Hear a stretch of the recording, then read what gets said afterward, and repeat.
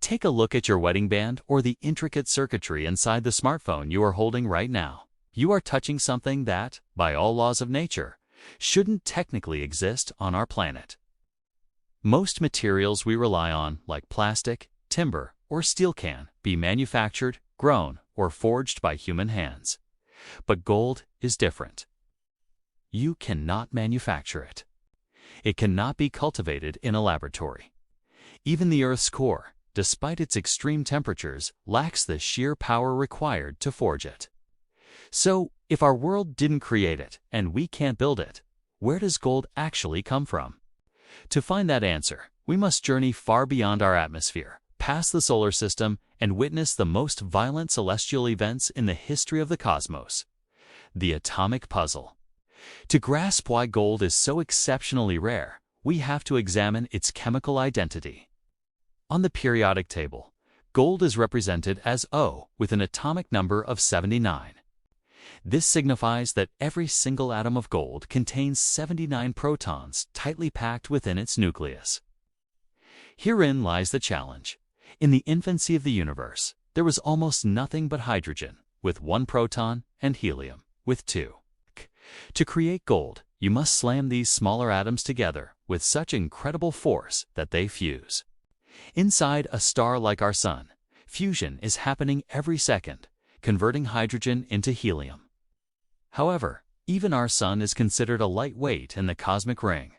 It will never generate enough heat to fuse elements heavier than iron, which has only 26 protons. Iron acts as a metabolic dead end for stars.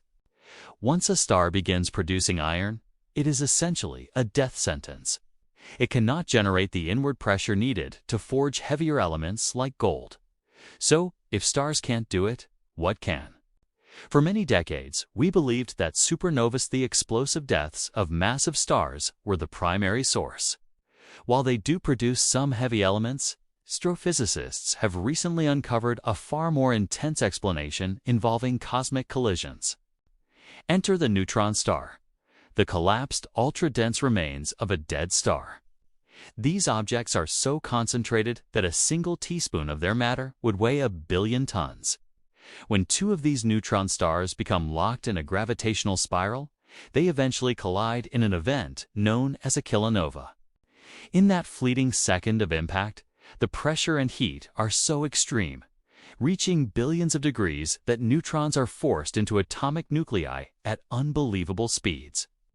This phenomenon, called the R process or rapid neutron capture, is effectively the universe's jewelry shop. In a single collision, an amount of gold equivalent to several times the mass of Earth is forged and hurled across the vacuum of space. So, the gold was manufactured in the depths of space. But how did it find its way into a mine in South Africa or a riverbed in California? Billions of years ago, as the Earth was forming, it was a chaotic ball of molten rock. Because gold is siderophilic, meaning it loves to bond with iron and extremely heavy, almost all the gold present during Earth's birth sank directly to the center. It remains there today in the core, enough to coat the entire surface of our planet in a knee-deep layer of 24-karat gold. But the core is unreachable. The gold we cherish in our jewelry boxes today arrived via special delivery. During a period known as the Late Heavy Bombardment, around 4 billion years ago, a massive wave of gold-rich asteroids struck the Earth's crust.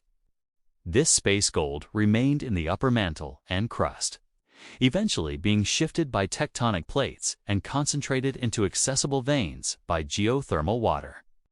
Every ounce of gold ever extracted was a gift from an asteroid that hit our planet long before humanity ever walked its surface. So, what is the ultimate verdict? Gold is far more than just a glittering metal or a financial asset. 'Tis a cosmic time capsule.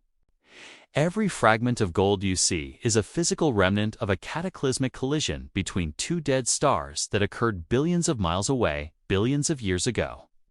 It is perhaps the only thing you can physically touch that survived a journey through the heart of a kilonova. We value gold because of its rarity, but perhaps we should value it because it is a genuine miracle of physics. If this cosmic journey changed the way you look at your jewelry, make sure to hit that subscribe button. We are digging into the deeper truths of the rarest things on Earth. Thank you for watching.